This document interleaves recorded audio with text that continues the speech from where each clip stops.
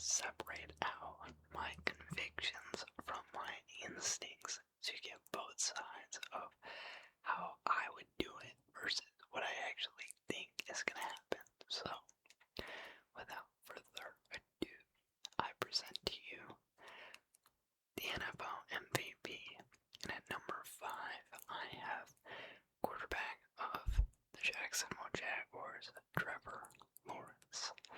I think that Trevor Lawrence had a commendable year, a huge bounce back, really the best year of his career so far, with the new offensive guru calling the shots in Liam Cohen. He took over and transformed this team, took them from second worst in the division to a 12-win team while leading the AFC South. So, a big part of that was due to Trevor Lawrence's late season emergence. We saw him go red hot over the final stretch, towards some of the best defenses. I'm thinking the Denver Broncos defense in my lie in particular, when I say that. So, I think that he had a great season, but I do think it is not a complete body of work. I think that the start of the year was pretty shaky for Trevor. They were winning games, but it didn't have to do all that much with him. I think he was game managing. He was in there. They were getting the wins, but in large part, it was the defense above all else rather than him. Then they started to skid a little bit after beating the Chiefs, and then finally, in which Trevor Lawrence did take over. But yeah, just playing well enough in the last 7 games, I don't think warrants winning an MVP. I don't think it was all him.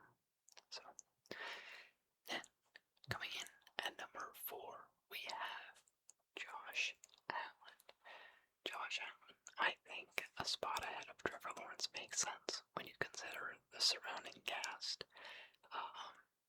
For starters, Allen with McDermott, he has more of a defensive-minded head coach, and the weapons around him were pretty lackluster. You saw him win the MVP last year with no real help, I feel like. And I think that was well deserved. But this year, his numbers across the board a bit worse. It was a little more careless with the ball. We saw the turnovers go back up. We saw the wins go down. They didn't win the division. So all in all, just not as good of a season by the Buffalo Bills as we're used to seeing. So it's hard to vouch for him to win the back-to-back when they couldn't achieve the same goals as they could just a season ago. So while it was still good, just when the benchmark is yourself last year, it's a high standard that you need to exceed. And we saw with Lamar. Lamar had a great season, won the MVP, had an even better season the year after, and didn't. So sometimes you even improve and you can't win it. So Josh Allen, in this case, getting worse. The competition was too tough. He does not win back-to-back. Then that brings us to number 3, and that's going to be Christian McCaffrey, running back of the San Francisco 49ers. I think the reason why McCaffrey should be as high as he is on this list is because just the amount of workload he had to run for this very injured 49er team, with Purdy missing time, Ricky Pearsall missing time, Kittle missing time, more so in the playoffs. But no, even in the regular season, Kittle missed time, Trent Williams missed time, all the defensive injuries, they rode Christian McCaffrey hard. And a year after he is bouncing back from an injury, most coaches in the league, they really tested him, and while it wasn't as efficient as he has been in previous seasons, he was very dependable, still a touchdown machine, still the leading receiver for this 49er team, was just, they were managing to rack up the victories, and it felt like it was just because Christian McCaffrey somehow managed to stay healthy, even though everyone else was dropping like flies. So, for the workload, for what he was able to achieve, he truly was very valuable to this team, especially last year when he missed basically the entire season and they were last in the division. So, had they finished number 1 in the very wild NFC West, I would have been vouching for him to be number 1, but they end up sinking to a wild card spot, so it's okay. It is what it is. He gets 3rd, and then you got 1st place and 2nd place, and it's really a 2-man race. Drake May and Matthew Stafford, everyone has their dog in the fight. On paper, I think that the best quarterback this year has been Matthew Stafford. You look at the throws that he's making, you look at the offensive production and the lack of mistakes. Give all that to Matthew Stafford through the air. I think that he is having an unbelievable year, especially considering his age and the health concerns we had going into the year. We thought maybe he was due for a regression. We thought maybe a backup would have to play a couple snaps with that back injury. And now he comes out, oldest he's ever been, plus the full season, best season he's ever had. Rams are a top offense in the league. Puka Nacua, a leading offensive player of the year candidate. But with all of that aside, I do think that Matthew Stafford is going to fall at number 2 on my list, just because you look at the situation that he's in, and personally it's hard for me to say that he is the most valuable, because I think this is a great system. You've got Sean McVay, offensive mastermind, calling the shots here. You've got Puka Nacua, certified stud, and then Devontae Adams as your wide receiver 2. You've got a great, solid to good to great O-line. They were definitely able to keep him upright through most of the season, and he's not a very mobile guy, despite the mobility claims.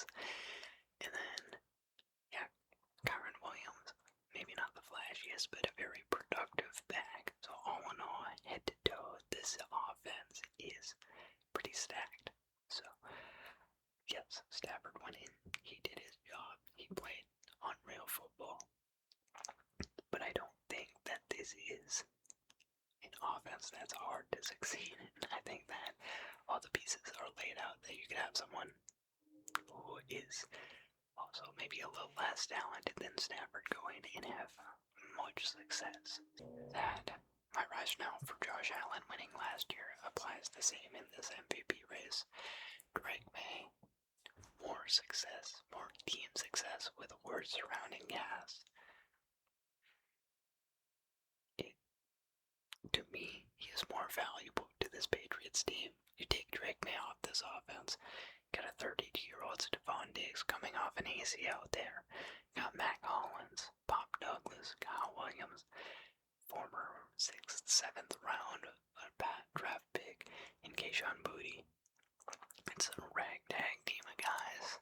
Run game, not in the upper half of the league. You got Henderson, who started to break out in the middle of the year. You've got Stevenson, who was surprisingly solid at the end of the year, but neither of them are top 16 backs in this league.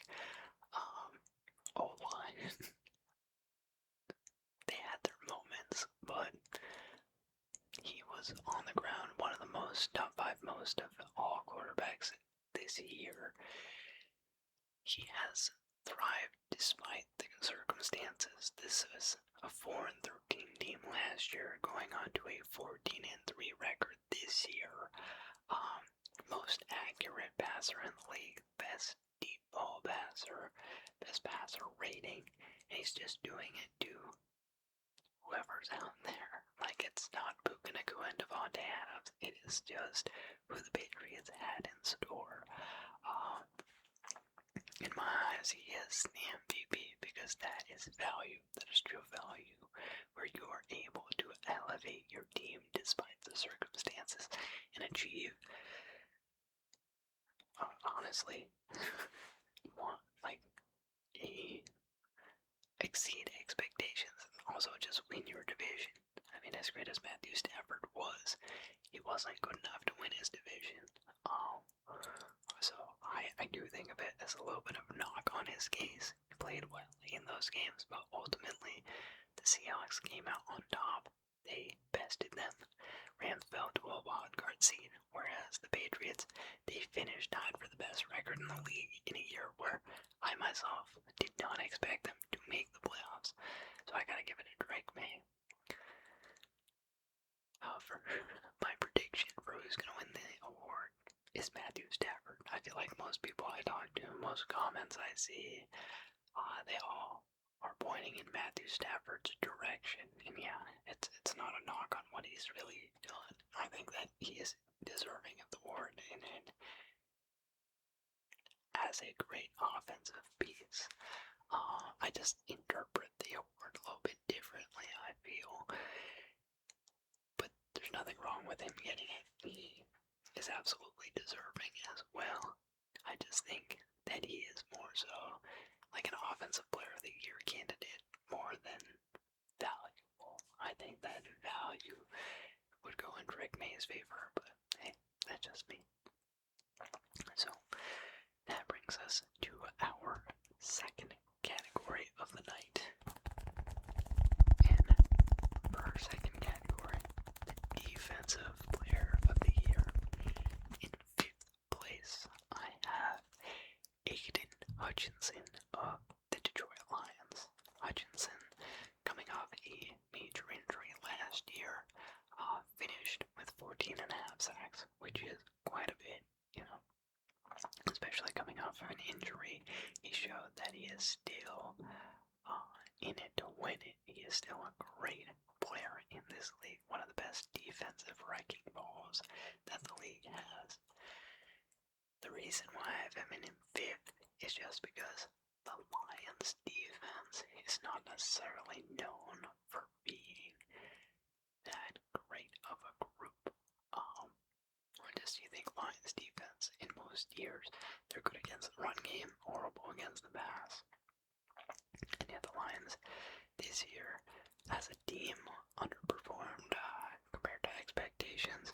And Hutchinson, I think the way he started last year, it was immaculate. I think he was by far going to win the Defensive Player of the Year award if he was able to stay healthy, but things did not pan that way, and so we still get a great season out of him. He is still showing that he's back, still the same player that he was, but it's not at that ridiculous pace that he was going for last year. Like last year, he truly looked unstoppable, and this year, just looked elite.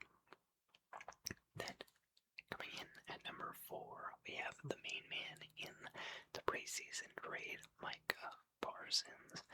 Micah Parsons, as soon as they made that move, everyone was wondering what Green Bay's Superbowl outlook was going to be, and I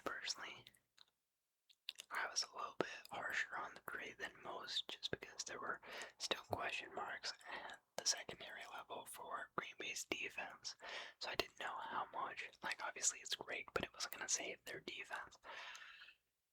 But I think that their defense was quite a bit better than I was expecting, in large part due to Micah, the way that he was able to, control the line of scrimmage with his help. He was able to get deep in the pocket very often, and so that allowed the corners to play more aggressively. As a whole, the team was a bit stingier on defense than I was expecting. And then when he went down, we saw how the whole team basically just slipped.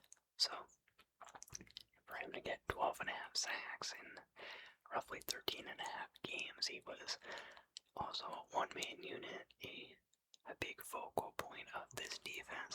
And we saw how the team immediately had their season fall apart once he went down. Not that they actually fell apart hard and fast, but I think the morale was down and they just weren't the same.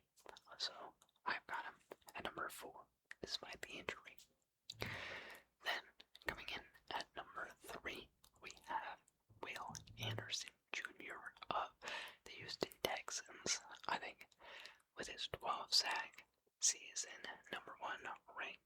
defense in the league. He has a decent case for being up high on this list. Yeah, 12 sacks. It's double digits. It's definitely a formidable amount. A bit less than all the other people we've seen thus far. But I think that in terms of athleticism and, Inc. ranked one of the best units in the NFL, he deserves to be this high. Like, this Texans defense was tough, stout to play against, hard to get yards, hard to get points. And it was the main reason they were able to make that huge turnaround. They started off 1-5, and they made the playoffs, even won a playoff game. Their defense was really immaculate. So even though offensively they struggled, I think Will Anderson Jr. deserves his flowers. And much for the same reasons, I think that number 2 should go to Nick Bonito. Nick Bonito, second year in a row that he's been just killing it in the pressure scheme. 14 sacks this year, just a smidge better than Anderson. And he led the number 2 ranked defense overall. The Broncos once again led the NFL in pressures and sacks. And they're also a very good unit. But I think when you look at the playmakers on both teams, the Texans just have a few more guys all around, like Shair, Derek Stingley, Petrie, and yes, obviously Bonito has Sertan with him in that defense, but I think Bonito is one of the bigger standout stars, so I will give him number 2, and at number 1, I think it's clear and abundant that this award should go to Myles Garrett, breaking the sack record with 23 sacks, 33 tackles for loss. I mean, he was just a one-man machine out there this year. 5 sacks on the Patriots itself in that one game. He was living it up, and so he's got one already. I think he adds to his collection with some more hardware. Again, on Saturday, I think, I'd be appalled if he doesn't win it. So he's both number 1 on my list, and I think he's gonna win the award. Then that brings us to the offensive player of the year. And coming in at number 5, I have Drake May. Yeah, I don't know honestly why Drake May is in this category and Matthew Stafford isn't. I think if we're just talking offensive production, there's more touchdowns and less interceptions out of Stafford. I really think it makes more sense for him to be on this list because he had a great offensively productive year. Drake May, yes, much better rusher, but he didn't have that many rushing touchdowns. And yeah, he was a great passer, but offensive output does go in favor of Stafford. So compared to the other guys here, while I have him as my number 1 MVP, I don't have him that high in terms of offensive player, so he comes in at number 5. Then at number 4, I have Christian McCaffrey, and that's just because this is like shades of old Christian McCaffrey. Yes, he was very productive. He carried a lot of the weight of the offense, and he logged a lot of touches, but you're going to need a lot to win MVP as a running back, and this just wasn't one of those dominant years where he rushed for like 2,000 like Saquon did last year, or he had like 3,000 yards from scrimmage. He was good, but his rushing numbers were down, and he was just chugging along. I wouldn't say that it was that spectacular of an offensive production year from him. It was just more like, how did they manage to stack all these wins when everyone else is hurt? Oh, it's because Christian McCaffrey is healthy. So, the on-paper production isn't what caused the wow. Then, at number 3, we have Bijan Robinson. And I think Bijan, it makes sense. I mean, Ben best running back in the league. When it comes to just like how much he produced, you could also throw Gibbs in that category. But Bijan's running mate is a little less impressive. The Lions' offense as a whole is a little more impressive. So Bijan, with the all-purpose yards, with how much he was able to produce, I think that he should go in at 3. I don't think that there's any question. I think most people have him at 3. And then between 1 and 2, it's got to be between the two NFC West wideouts in Puka Nacua and Jackson Smith and Jigba. And really, whatever way you go on this, I don't mind. I could see it going either way. I've actually flip-flopped quite a bit myself, just because I feel like both guys are deserving of the award in their own right. But if I really dig deep and think about it, I have to go JSN at number 1 and Puka Nacua at number 2. Just when you consider the scheme and what's going on around them. Puka Nacua, unreal year. I mean, you look at him, he's a specimen on that football field. And I think that he is. If I was constructing a team, he would be my first pick in that way. But he does have Matthew Stafford throwing him the ball. And Matthew Stafford has thrown the ball for some of the best wide receiver seasons we've ever seen. He also does have just the history of being at this level, being an insanely good wide receiver in this system. Versus Jackson Smith and Jigba. First year offensive coordinator in Glenn Kubiak. New quarterback in Sam Darnold, who's had one good year under the belt, but he has no chemistry with him. No chemistry with his OC. The first year as the actual wide receiver 1 because they traded away DK Metcalf, so it's a completely new situation for JSN. And it's really a run-first offense. Like, they ran the ball at an incredible rate.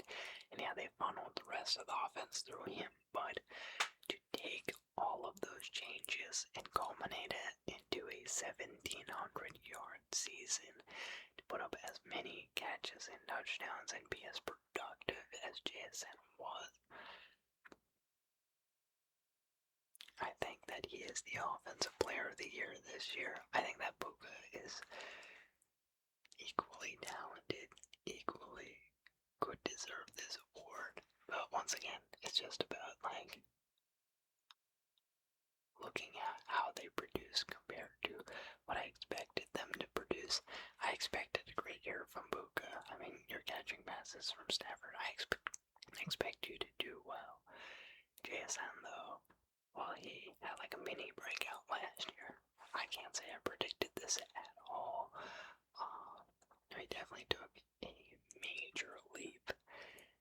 And once again, it's new OC, new quarterback. To do all of that, the first year as a wide receiver 1 on your team, that's special. So I've got JSN winning, and I think that he will win come the announcing of this award on Saturday. Moving on to Offensive Rookie of the Year. We got 5 guys, and this is probably one of the worst, not worst, but one of the less enticing Offensive Player of the Year races that we've had. All the offensive rookies were good. I don't think any of them were as exceptionally good as we've gotten used to seeing in the last like 5-6 years. So I went a little bit unorthodox on this one. I don't have a 1 through 5. I really have 4 guys all tied for 5th place, and then I have my clear 1. So in 5th place, I'm giving it to all 4 of Amika Igbo.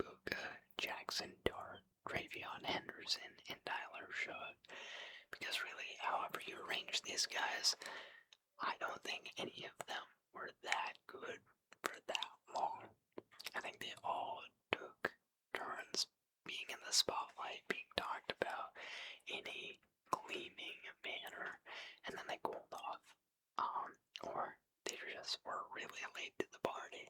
So weeks 1 through 4, I'd give it to Mika Ikbuka. I think that he lit the world on fire.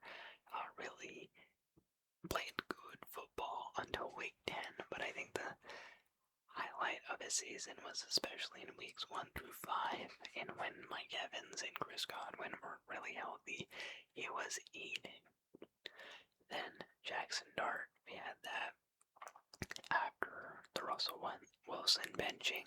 I think he took off and he flourished for a bit when him and Cam Scatterbo were healthy. They had that upset win over the Eagles. They had that almost win over the Broncos. I think it was good times for a bit. And then, he just wasn't as good. He stopped running as much. He had the concussion protocols. They played Jameis for a bit. I don't think he overall played enough to deserve this award. And then same thing with Travion. I think that stretch in the middle of the season, maybe like week 8, week 9 through like week 13, where he really picked up. It was great. All the breakaway 50-yard runs. He was electric. Home run hitter. But it was so late into the season, I don't think that you should be able to win it after only starting to break out in week 9. I feel like usually there's some guys who are so good at that point that it's more of a runaway award. I think it's a little bit of a crime that Tyler Warren isn't listed on here, because if Tyler Warren was listed, I'd put him at 2. I think he was very consistently good over the course of the season. And then finally, with Tyler Shough, it just took a long time to see him actually out there and see him in action. And that's not any fault of his own. It just, you had to give Spencer Rattler a try, and then you had to bench him, and then Shough got his growing pains. And yeah, by like the last 5 games, he looked impressive. It looked like the Saints had a guy that they can roll out with next year. But 5 games is not enough. And that's why I think the only rookie that was consistently productive from game 1 to game 18 that was a day 1 starter and really lived up to their draft capital, it's going to be Ted McMillan. I think that you have to give him the award because, yeah, he did what he was asked to do. He was a number 1 wideout for this Panthers team. Kind of helped them get to the playoffs somehow. And okay, even though he hasn't been at that level of all the previous wide receiver 1s drafted in like the last 5 years, he's still the best guy out of this draft. So, that McMillan, you win Offensive Rookie of the Year in my books, and I really can't see the award going any other way on Saturday. Then, that brings us to the Defensive Rookie of the Year. And this, I do have like a real ranking for, just because I think we have more numbers on these guys, more actual active playing time. So coming in at number 5, I have one of the top picks in the draft, and Abdul Carter.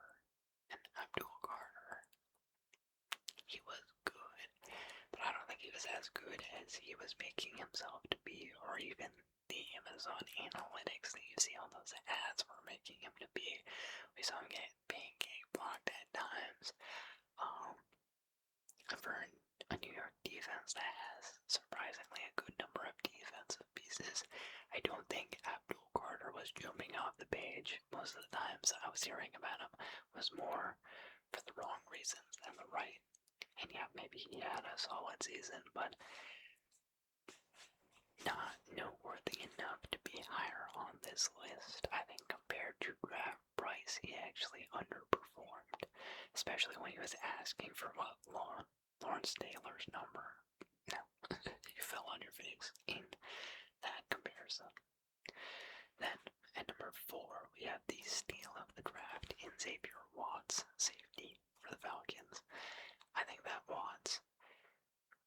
he gets a lot of good recognition for where he was drafted. He played well. He definitely played well. But I think it is a little bit relative to his position because he was drafted in the 3rd round, I believe. And you think about this Falcons team, I don't think he was the most noteworthy improvement. It wasn't like, wow, the Falcons got a safety. I think it's more so number 3. Wow, the Falcons can finally generate some pressure. They got James Pierce Jr., and I think that was their big win of the draft because for the last 3-4 years, the Falcons have just been abysmal at getting after the quarterback. They can't get sacks. They could not penetrate the offensive line, and it was their biggest weakness. And so they kind of discounted their future by going after 2 guys in the 1st round. I don't think they were the best with their general management, but in just terms of like trades and acquiring their guys, but their player development and their scouting was good because James Pierce Jr. has kind of flipped the narrative. He did a great job and he filled the hole exactly as needed. So I think for position of need, he delivered everything that the Falcons could have wanted and more. I've got him at number 3. And at number 2, I think I have him at number 2 just because I know he won Tom Brady's Defensive Rookie of the Year. But Nick Emanwari, just an athletic specimen. I remember covering him when I did my draft recap video, or not draft, combine. And this guy can run, jump, and what else? I guess leap like nobody's business. He is crazy athletic. We see it on the field, but I think part of what factored into Brady's consideration was the postseason. And I just feel like the Nick Emanwari hype has built up a little bit towards the tail end. Like, he's great, don't get me wrong, he's great. He's doing an exceptional job out there. But I think truly the only guy that I heard about all season long as like, yeah, this is the guy that made the Cleveland Browns defense a home run hit is Carson Swashinger. I think I'm saying it right. Yeah, I kept hearing about him and Mason Graham and how the Browns really did a good job in drafting both of these guys. Swashinger, I just think that from like week 3 to week 18, he was the only rookie on the defensive side of the ball that I really heard praise from all year long. He got sacks, he got interceptions, he got a bunch of tackles. Just as a linebacker, he did it all, and consistent praise, I think, is the reason why I have him at number 1 over a guy like Nick Emanwari, who I also think did really well, but I think part of that is just postseason success, and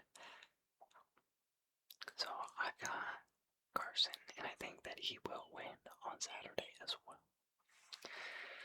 And so that brings us to the Comeback Player of the Year award, awarded to players who either were trash and are not trash, or were injured and are not injured. And coming in at number 5, I don't know which category. I mean, he was out, but he wasn't out as much as some of the other guys. I've got Trevor Lawrence. He played 10 games last year, meaning he missed 8, so he played over 50% of the season.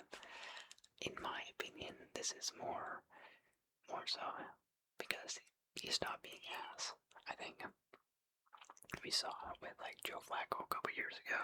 We've seen it with Ryan Tannehill when you have like a quarterback that kind of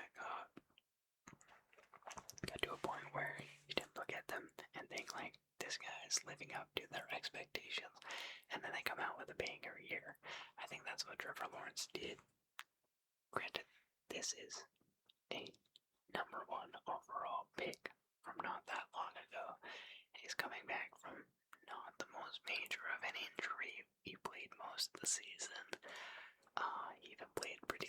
the season at one point.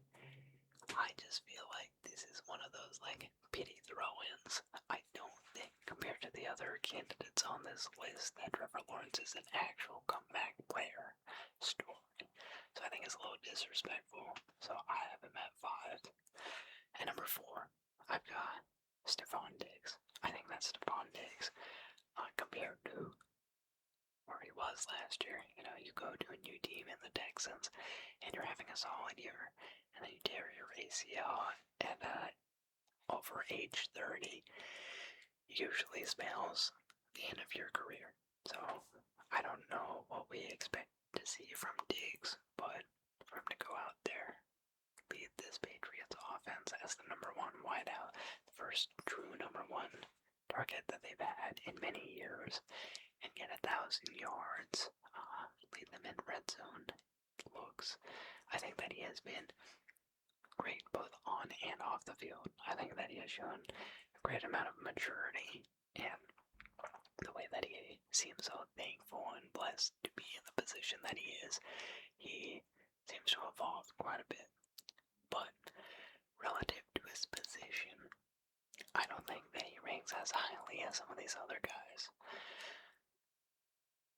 Like, with 1,000 yards, with everything that he's done, it is impressive for his situation in particular, but he's still like borderline top 20 wide receiver. He doesn't crack top 10, doesn't really crack top 15, so it's just like, it's relative. Then, at number 3, I've got Aiden Hutchinson. Once again, great year from him. Bounce back, looks like his old self. Had a productive season, but I think we saw better when he was first going down last year, and he was good this year, but not quite at the level we had seen. So that brings us to 2 and 1. And at number 2, I've got Dak Prescott. I think Dak, going down last year, he came out to not the best start. Cowboys looked in bad shape, and then he was out for the whole year. And so, now he's older, the longest tenured quarterback in the league with a single team. Questions of like, if they do poorly, do the Cowboys look to move on from him and his massive contract? And he comes back, and while he wasn't quite in MVP talks as he was 2 seasons ago, I think he played pretty dang well. He went from 4,500 yards, 36 touchdowns, and 9 interceptions 2 years ago to 4,500 yards, 30 touchdowns, and 10 interceptions. So, yeah, the interception ratio is a little bit worse, but overall, I think he still played pretty dang well. Led this Cowboys offense to 2nd in the league. And at his age, I do think it's probably pretty impressive that he was able to bounce back from such a major injury and show that he can still play at a high level. So I have him at number 2. And then at number 1, I've got Christian McCaffrey. I mean, once again, most touches in the NFL, led his team in receiving, top 10 in rushing yards. To be out for basically the whole year, especially as a running back when your shelf life is so limited, and pop out and do this, it's impressive. You're going from like barely any usage, look like you might be cooked, yeah, you weren't efficient, but you still handled the ball more than anyone else out there, and you did your best to keep your team afloat for as long as possible, and you guys even won a game. So I think my top comeback player of the year candidate is Christian McCaffrey, but I think that the NFL loves their quarterbacks. I think, well, I don't know, but I think it might end up going to Dak Prescott, just because quarterback and tax. So that's my prediction. I think that Dak will win it, but I think that CMC deserves it. Now,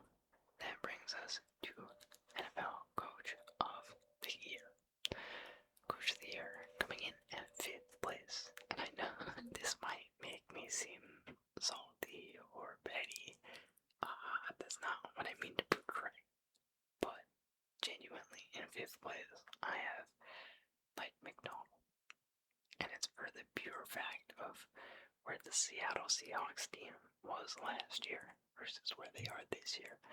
Literally every other coach on this list went from worst to first. You can't blame me for this low of a placement, but McDonald took a 9-win team and boosted them to 14 wins. And while that's impressive, it's his second year. I mean, I don't think it's as crazy of a turnaround as these other teams. Like, it's good. They're in the Super Bowl. Obviously, he's doing things right. But it's just less drastic than these other guys. And so at number 4, I have Kyle Shanahan.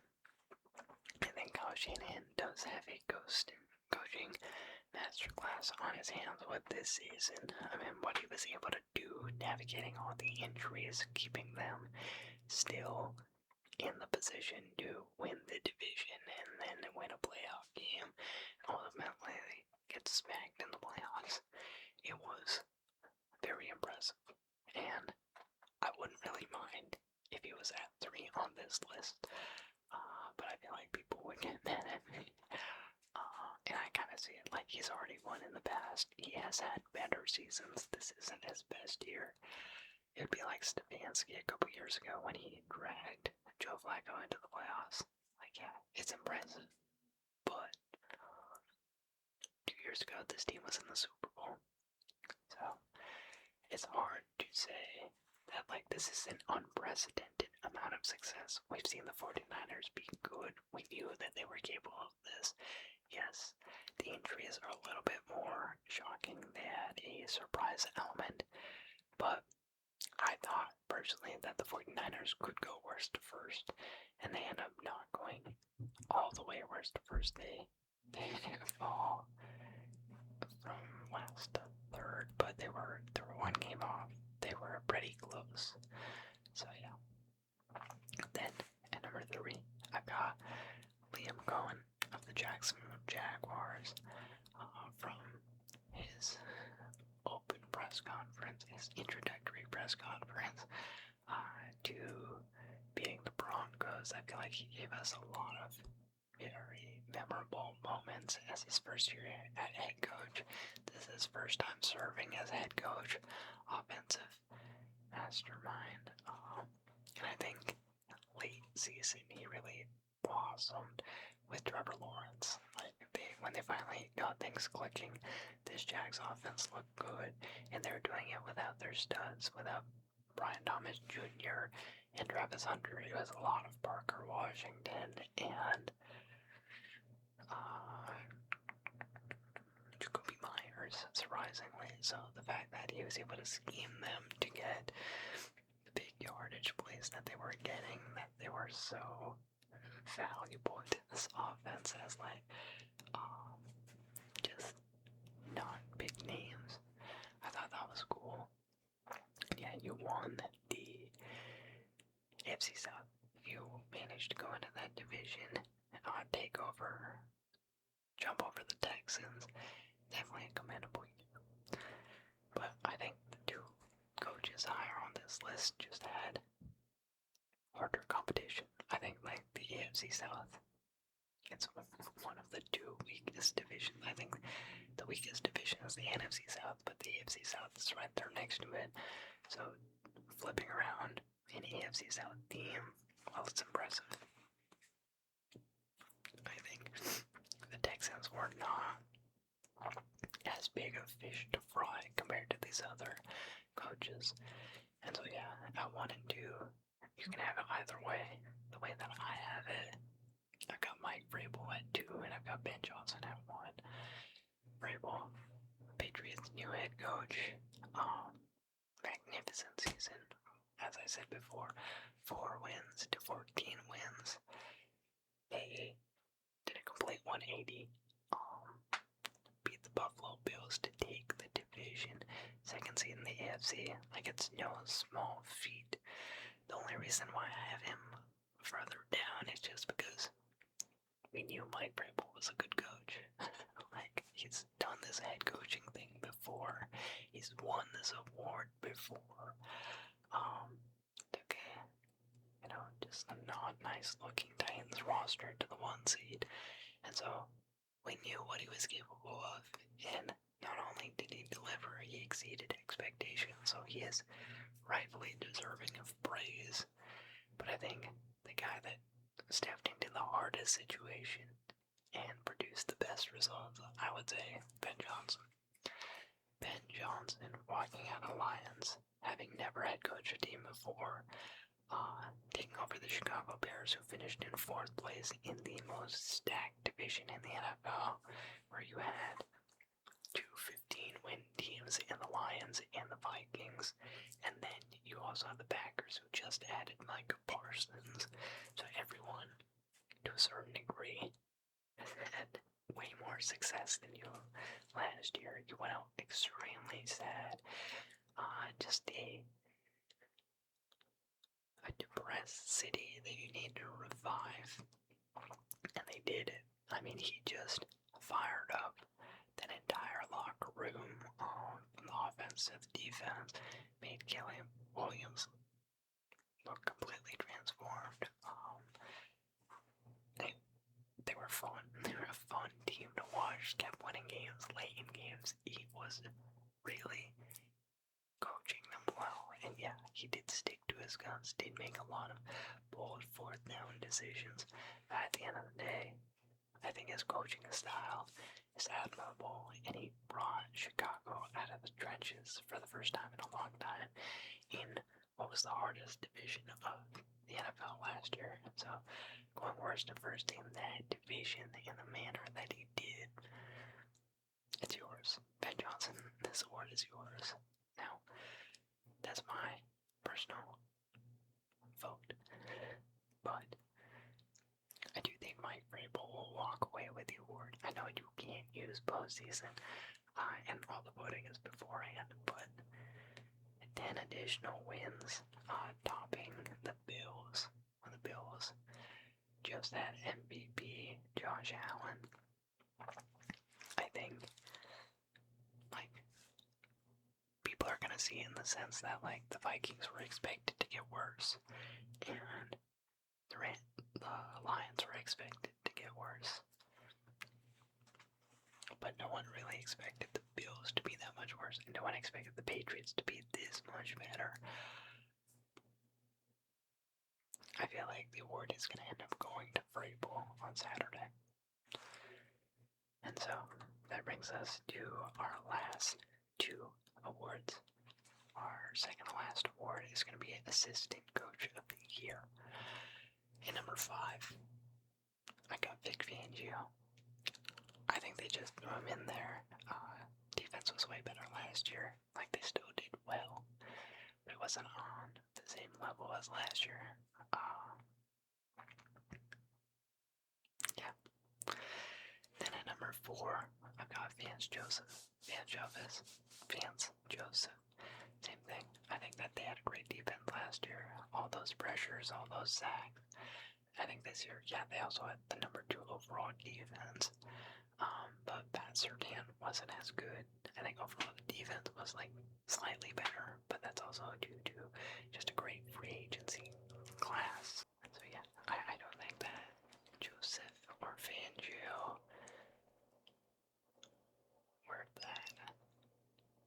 There's not much that you can point to and say they did this that much better than last year. But I think they should win this Assistant Coach of the Year award. Then we get to number 3, and this is where I have Josh McDaniels. And Josh McDaniels, I think, belongs here just with the way that he was able to transform the Patriots offense. Really, there was so much change. It's hard to pinpoint one guy. Was it McDaniels? Was it Vrabel? Was it Drake May, who was responsible for this offensive revamping, for this complete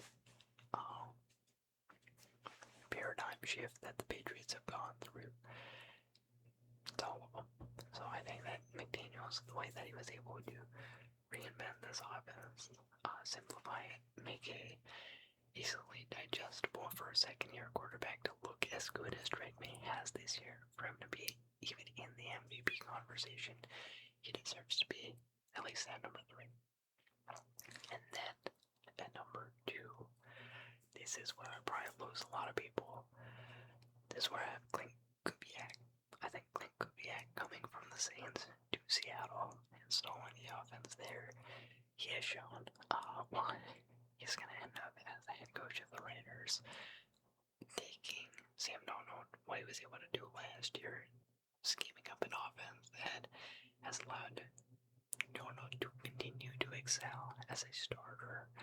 All sorts of look on offense. I mean, the blocking looks great. The run game, they're really a run-first team, and yet you have Darnold throwing all these great passes, and you have JSN as probably the offensive player of the year, and more so of a run-first offense. Like the way that he's able to scheme JSN open and have the year that JSN was able to have. Yeah, definitely one of the next or the current great offensive minds. Gonna go to the Raiders and we'll see what he can do. But I have him at number 2. And at number 1, I do have Brian Flores, on the pure fact that there is no reason the Vikings should have 9 wins in this season. Like, I'm talking one of the most disgusting quarterback carousels you've ever seen. How in the world did this team win 9 games? How did they not finish last in their division? J.J. McCarthy, 9. Horrible. Did not play well this year at all. Carson Wentz in the big year of 2025 with like a broken arm. Can't even get passes out. And Max Brosmer. This is one of the worst quarterback pools we have seen. And the fact that this team was able to win all those divisional matchups, to climb to a record of 9-8, finish with a winning record, and not be last place. How did you do that, Brian Flores? Like, we have seen such better rosters do far, far worse. The fact that offensively you were getting no out all season long, and you whipped this up. It is insane.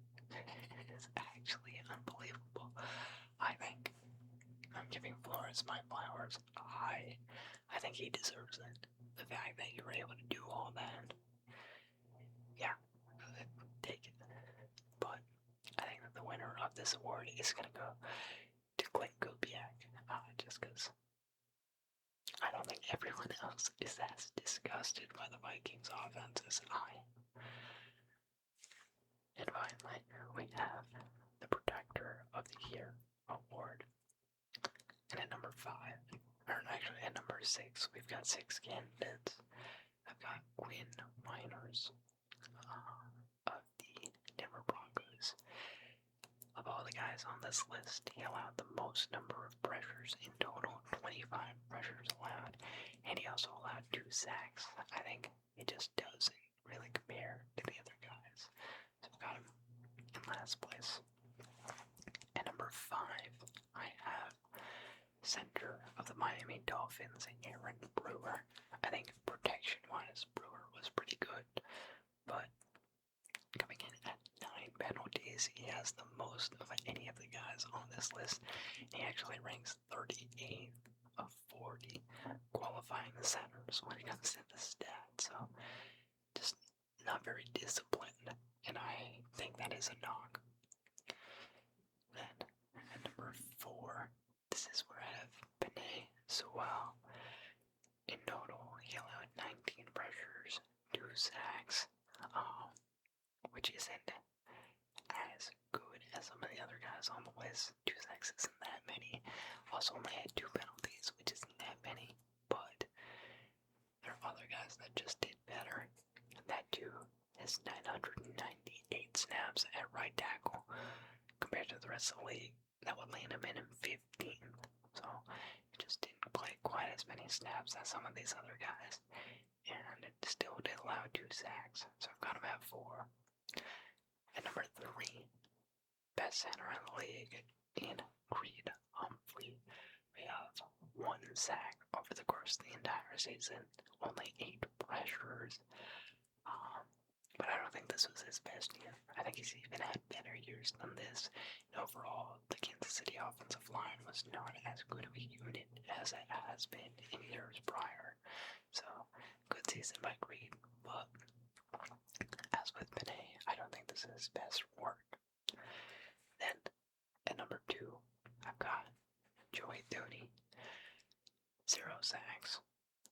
Only 1 quarterback hit allowed to Caleb Williams, and completely he revamped this offensive line. This was the worst line in the league last year. They went hard at the free agents in the draft class to protect Caleb Williams, and 1 hit in the entire season. That is immaculate. So, gotta tip my hat to him there.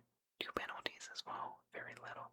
I think his composure and his discipline is the thing that stands out. Very disciplined. So I want to put him at number 2. But at number 1, I've got left tackle of the Denver Broncos, Garrett Bowles. I think that Bowles, you look at his numbers, most snaps of all left tackles in the entire NFL. So best ability is availability. He was always there for Bo Nix in this Denver Broncos offense. This was the number 1 offensive line, and I think, personally, left tackle is the most important position in that O-line, the blind side of the quarterback. If you can protect the blind side, a lot of good things can happen for your game.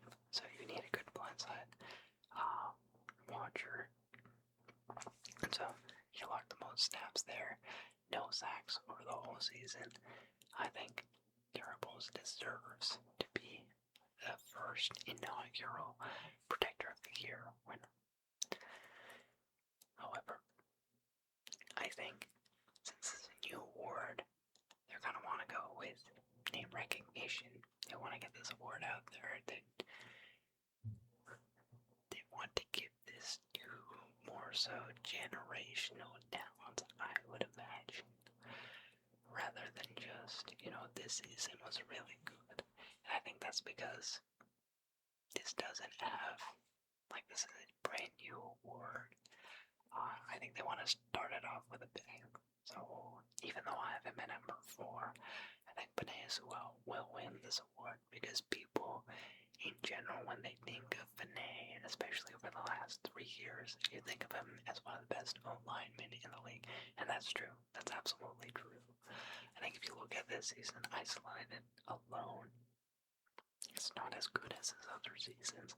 I don't think it's bad by any means, but I think since we've never had this, there might be a little bit more of a historical aspect to whoever wins this first award, in which case I think Benet Sewell will be most likely crowned the Protector of the Year. And so, with that wraps up my predictions for the NFL awards. One more time for your convenience, for my MVP, I'm predicting the winner to be Matthew Stafford. Defensive Player of the Year, I think we'll go to Myles Garrett. Offensive Player of the Year, I think we'll go to Jackson Smith and Jigba. Offensive Rookie, I've got Ted McMillan. Defensive Rookie of the Year, I've got Carson Schwarzenegger. Comeback Player of the Year, I've got Dak Prescott. Coach of the Year, I have Mike Vrabel. Assistant Coach of the Year, I've got Clint Kubiak. And finally, Protector of the Year, I have Benet Sewell. Those are my predictions. I'm locking them in. Please let me know down in the comments below who you think is going to take home each of these awards. And if you think it's deserved, I think, these guys, they deserve it to various degrees. Obviously, you know my thoughts on who I think deserves it the most, but I'd be interested in hearing your thoughts as well. So please do share and let me know what you're thinking. And that's all until the Super Bowl. So, wish me luck. I hope you have good